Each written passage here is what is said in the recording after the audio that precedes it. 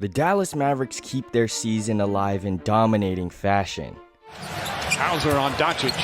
Doncic turns, shoots, and scores! With heavy criticism surrounding Luka Doncic. Well, he is a hole on the court. The Celtics are attacking him. They are ahead in this series because they have attacked him defensively. He stepped up and the rest of the Mavericks followed in his footsteps. Game 3 was 48 minutes of Celtics blow-bys, but in Game 4, the tables were turned. Tatum using his strength. Irving, excellent defense there. Has to take a tough shot. No, offensive foul. However, with a 3-1 deficit still staring into the eyes of Dallas, the odds are not in their favor. Over the course of NBA history, there has never been an 0-3 comeback, and to best the Celtics 3 more times in a row is no easy task, nearly impossible. But getting this win is a start. Consumed by the power of desperation, the Mavericks played their best game of the finals by a wide margin.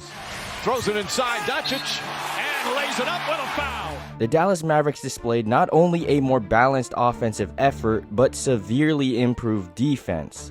Tatum step back, shot blocked by Gafford on a three-point attempt, and then a loose ball foul on Tatum. On the road, Boston has been undefeated these playoffs, and Game 4 marks just the first loss for the Celtics. But it wasn't the only first, because Kyrie Irving finally won a game against the Celtics in 3 years. Luka and Kyrie set the example from the start, pushing the pace and locking in on the defensive end. Lead in the opening minutes, Kyrie Irving gets the first bucket of the game. First, that was huge, as Doncic gets inside. Pace, pace, pace. The biggest offensive improvement from the Mavs was playing more up-tempo.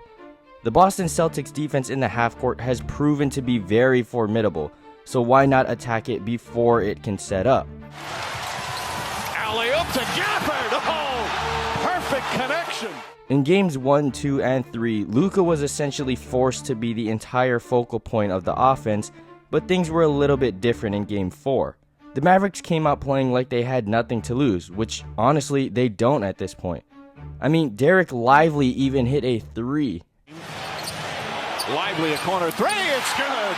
And if you were to tell me that Derek Lively would have the same amount of made threes as Luka and Kyrie combined, I would call you crazy, but that literally happened. However, aside from that fact, Luka was still taking advantage of matchups. Doncic gets inside, layup's good, and another foul! Kyrie was still finishing in the lane. Irving in attack mode, again the left hand! And this time, it didn't hurt them in the end. Playing with pace opened up so many more opportunities for the other Mavericks to get involved.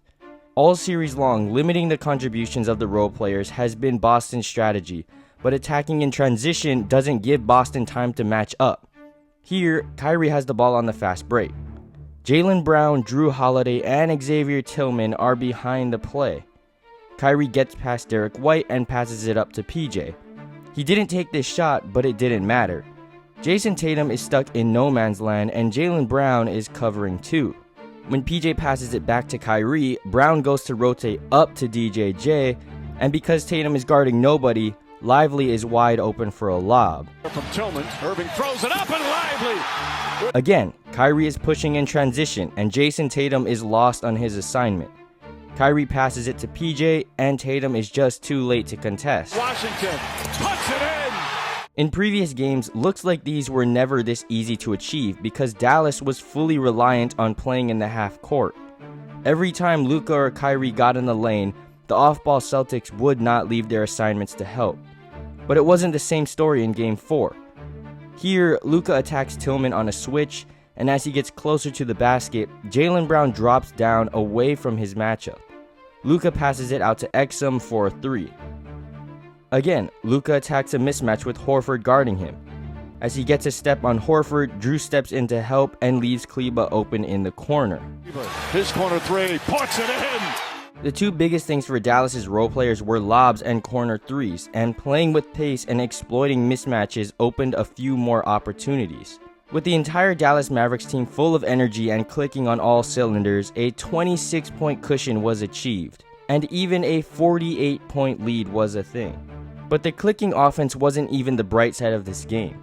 Kyrie and Luka only had one made three between the two of them on 7% from beyond the arc. But where they lacked in the three-point department, they more than made up for it on defense. Jason Tatum and Jaylen Brown were held to a combined 25 points in the game, and Drew Holiday, who had 0 turnovers in the whole series, was forced into committing 5 in just this game. And guess who 4 out of the 5 turnovers were forced by? Luka Doncic on one-on-one coverage. And everything is in the paint right now for Dallas. Holiday goes right at Doncic, lost the handle.